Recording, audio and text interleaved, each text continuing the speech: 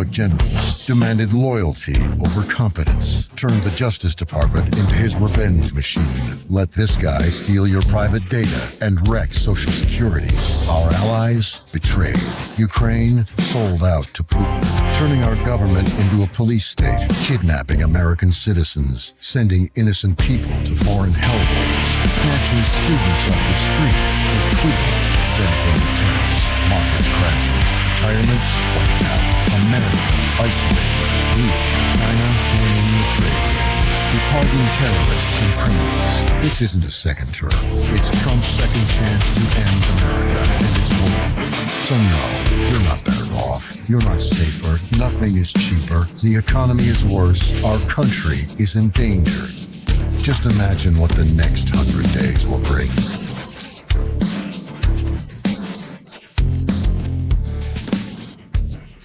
Welcome to the Deep Dive. Today, we're going to unpack the current political scene, focusing on the Trump administration as it gets close to the 100-day mark of the second term. Right. We've got a bunch of recent polling, some expert analysis, really trying to get a clear view of public opinion right now. Our goal is basically to cut through all the noise, you know, highlight the key trends, what's really going on. Exactly. And we're looking at quite a wide range of sources. We've got polls from ABC News, Washington Post, New York Times, Siena College, Fox News, Reuters, Pew Research Center, a lot of the big ones. Okay. Plus, to get some context, we're bringing in analysis from places like MSNBC, the Brookings Institution, and reporting from the Wall Street Journal, BU Today. So it should give us a pretty well-rounded picture of these early days. Good stuff. Okay, so let's dive right in then. Approval ratings, what are we seeing? Well, the main story across multiple polls is a downward trend since, say, February. You've got ABC News, Washington Post putting it at 39%. New York Times and Siena College at 42%. Fox News has it a bit higher at 44%. Reuters down at 37%. And Pew Research Center at 40%. So hovering around the low 40s, high 30s across the board. Pretty much. And what's really striking, looking at the bigger picture, that ABC News Washington Post poll points out something significant. What's that? His current approval rating. It's lower than any past president at this same 100-day mark, first or second term. Wow. Historically low for this stage. Yeah, that's definitely noteworthy. And are we seeing shifts within specific groups, or is it just an overall drop? No, there are definitely specifics. The Washington Post, for instance, highlights a pretty big drop, 10 points among white individuals without a college degree. That's, usually a key part of his base. Right, a core group. And adults under 30, down 13 points. That's quite a dip. Okay. Then you have independents, always crucial. Their approval is sitting somewhere between like 29 and 33%, depending on the poll. And disapproval. Way up, between 58 and 66% disapproval among independents. That's a huge gap. That's telling. What about his own voters? Are they sticking with him? Well, Pew Research Center's data suggests even there, approval has slipped a bit since the election, especially among those who maybe weren't the most enthusiastic Trump supporters to begin with. Interesting. And, even non-voters show a pretty big decline in approval too. So it suggests the dissatisfaction might be broadening out. So much for the typical honeymoon period then. Usually presidents get a bit of a bump early on. Yeah, MSNBC made that point too. This seems to be, ducking that trend. Almost the opposite, really. Okay. Let's pivot to specific issues. How are people feeling about key policies? Tariffs, for example, that's been a big focus. A very big focus. And there's pretty clear opposition showing up in the polls. How strong? The New York Times Siena poll found 55% of all voters against widespread tariffs. And among independents, that jumps to 63%. Okay. Pew Research is similar, 59% disapprove, only 39% approve. And what's the main concern driving that? It seems to be, based on reporting from Fox News and MSNBC, worries about rising costs. The consumers will end up paying more for goods. Right, the impact on the wallet. Exactly. Yeah. And it's interesting because, as MSNBC reported, even President Trump has kind of acknowledged tariffs increase prices, which contradicts some earlier claims that China would foot the bill. Yeah, I remember that. And Fox News polling actually shows most voters don't buy that anymore. They understand it's not China paying. Okay. What about other government policies, things beyond trade? Well, the ABC News Washington Post poll looked into a few proposals and found pretty widespread opposition. Like what? Things like cutting federal money for medical research, more government say in private universities, ending birthright citizenship, getting rid of the education department, rolling back environmental rules, freezing foreign aid. So a whole range of things. Yeah, quite a list. And the public seems generally opposed to those moves. Suggests maybe a preference for keeping the federal government involved in those areas, more or less as is. Got it. Let's talk about the economy, often seen as a Trump strength, right? How's that holding up? Well, that's where things get interesting. Pew Research shows confidence in his handling of the economy has actually dropped quite a bit since November 2024. Really? Yeah. And it's lower now than it was during his first term at various points. Ah, that's a shift. It is.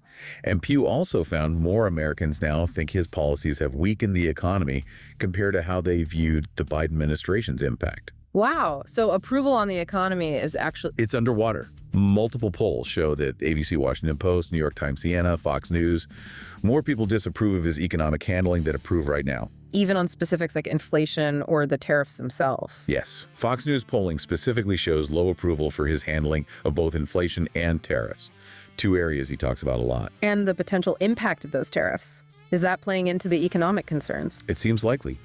Be It Today pointed out the risk higher prices for consumers, maybe retaliation from other countries, messing up supply chains. Right, the ripple effects. Exactly. Concerns that it could actually make inflation worse and slow down growth. Okay. What about immigration? Another issue strongly associated with Trump. Even there, the New York Times poll has him underwater now, which is quite a change. Any sense of why? Well, today's analysis suggests his administration's approach might be creating a climate of sort of fear and chaos within immigrant communities. And maybe the practicalities, the human cost, the economic disruption, perhaps that's starting to register more broadly. Okay. And America's standing in the world. International relations. Pew Research again indicates more Americans believe his policies have weakened the U.S. position internationally. Does that connect to anything specific, like China? It certainly seems to align with the reports we're seeing about deteriorating relations with China. MSNBC highlighted this pretty strongly. Like so? China's apparently pushed back hard against the tariffs. Their officials are saying, point blank, no negotiations are happening, and the U.S. needs to cancel these unilateral actions. So not much dialogue there. Apparently not. And MSNBC also reported instances of, American leaders being mocked in Chinese state media. It just points to a really strained relationship right now. Which hinders things like trade talks, climate talks. Exactly. Big issues where you need some level of cooperation. So comparing this start to past presidencies, you said historically low approval. How does it stack up otherwise? Well, Pew notes his current approval is roughly on par with where he was at this point in his first term, but still lower than most other recent presidents. Okay. And while his economic confidence numbers are still better than Biden's lowest points, they have, as we said, dropped significantly. And that contrasts with someone like FDR. Right. MSNBC brought that up. Yeah. FDR's first 100 days were all about massive action to tackle the Great Depression, partly responding to Republican tariff policies from before that had arguably made things worse. A very different picture. Are we also seeing challenges in terms of getting things done? Yep. Legislative goals? Yes. That seems to be part of the narrative. The sources imply that big promises rebuilding infrastructure, repealing health care, major tax relief, those haven't really materialized as sweeping successes. Or if there have been changes, like tax cuts, the perception might be they've mainly benefited the wealthy. Stalled progress. Seems that way. And then there are the legal battles. Ah, yes, the court is... Bibi 2 today mentioned court defeats, blocking things like travel bans and courts upholding subpoenas, which might chip away at that law and order image the administration tries to project. And the mass deportation plan. MSNBC characterized that as, well, not really happening on a mass scale. A failure at that level is how they put it. So stalled legislation, court challenges, implementation issues, and the China relationship souring. Yeah, that sums up a lot of the challenges highlighted. The insults, the diplomatic pushback with China, hindering talks on trade and climate, as MSNBC reported, it all adds up. How are experts analyzing all this? What's the commentary? Well, some of the analysis is quite blunt. MSNBC quoted commentary describing this start as sinking lower than any previous presidency at this point, citing issues of perceived incompetence within the administration and cabinet. Strong words. Yes. And the economic worries are definitely echoed by experts. MSNBC reported concerns that businesses might pause hiring or even cut jobs because of the uncertainty created by tariffs. What about the president's own approach? The Brookings Institution raised his temperament as a factor, suggesting sometimes his actions seemed to undermine his own goals, self-inflicted wounds perhaps, and Alternate, via MSNBC, used phrases like the public being deeply, deeply, deeply against what Trump is doing, and called the first 100 days a botched opportunity, a story of failure. And the idea of a mandate. That's been questioned too, by MSNBC, for instance, given that he didn't win the popular vote in the last election. Does he have a clear mandate for these policies when most voters didn't choose him? That's the question being raised. It's a complex picture, though, because while Trump's numbers are down, what about the parties? That's a really interesting point. Pew Research actually shows the Republican Party's favorability has trended up recently. It's now viewed slightly more favorably than the Democratic Party. Oh, okay. So disapproval of Trump isn't necessarily translating into love for the Democrats. Not entirely. Fox News and MSNBC do point out that Democrats currently have a lead on the generic midterm ballot question. You know, which party's candidate would you vote for? Right. And they attribute that lead mostly to support from younger voters and independents. But at the same time, the Democratic Party's own favorability ratings are still relatively low, so it's not like they're riding a huge wave of popularity either. Fascinating. So, okay, let's try to wrap this up. What are the big takeaways from all this data as we approach the 100-day mark? Well, I think the most consistent takeaway is the decline in President Trump's personal approval rating. It's down across multiple polls, it's historically low for this point, and we see significant drops among key groups like independents, suburban women, according to some reports, and definitely younger voters. Okay, disapproval is broad and deep in some key areas. Exactly. And that's coupled with pretty clear public opposition to some major policy initiatives, particularly the widespread tariffs, and real concerns about his handling of the economy overall. Inflation and costs seem top of mind. And the stalled promises, court fights, China tensions, they add to that picture. They certainly seem to. They paint a picture of an administration facing headwinds, struggling to enact its agenda smoothly, and dealing with significant international friction. Even while, paradoxically, the Republican Party brand itself has seen a bit of an uptick. So it's a challenging environment for the administration early on. Definitely seems that way based on these indicators. All right. So, final thought here. Considering all these dynamics, the low approval, the policy pushback, the stalled items, what should we be thinking about going forward? What might be the ripple effects? That's the big question, isn't it? Yeah. Will the administration see these numbers, feel this pressure, and maybe adjust its approach? Pivot on tariffs, perhaps. Try a different legislative strategy. Or will they double down?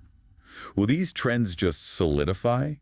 And what does that mean for the political climate, for the midterms, for the rest of the term? It really makes you wonder how these first 100 days, the snapshot we've looked at, might end up shaping the whole trajectory of the next 4 years. Definitely something to keep watching. Absolutely. It's early days, but these trends are certainly worth paying close attention to. Oh!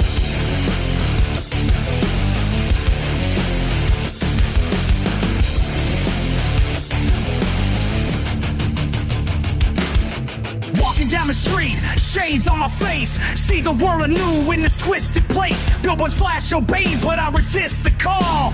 Ads screen consume, I won't fall at all. Aliens in suits, skulls beneath their skin, controlling our minds, but I won't give in. Subliminal messages pulling all the strings. With these glasses on, I see everything. Wake up, it's time to fight against the lies in the dead of night. Wait for the truth for the oppressed in this alien mess, we won't rest.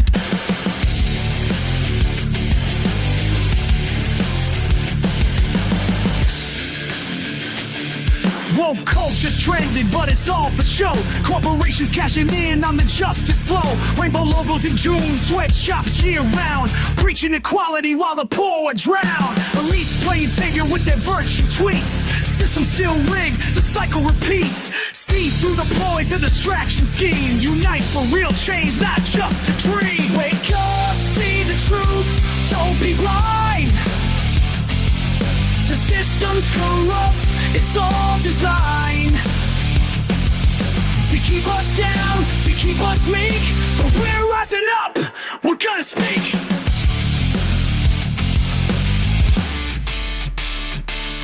They profit from war, from poverty's pain, while we struggle daily, caught in their chain. But the tide is turning, the people awake, ready to fight for our future's sake. No more submission, no more despair. We'll take to the streets, we'll fill the air with cries for freedom, for justice for all. Against the tyrants, we'll stand tall.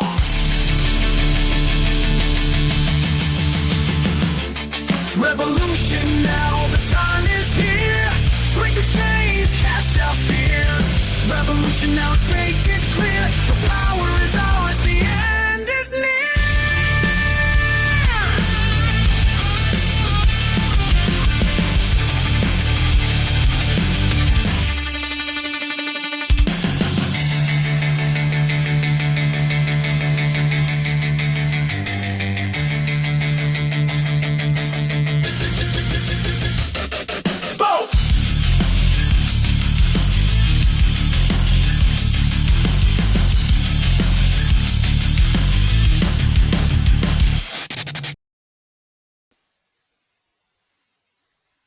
Charge China, but the tariffs are paid eventually by American importers and consumers.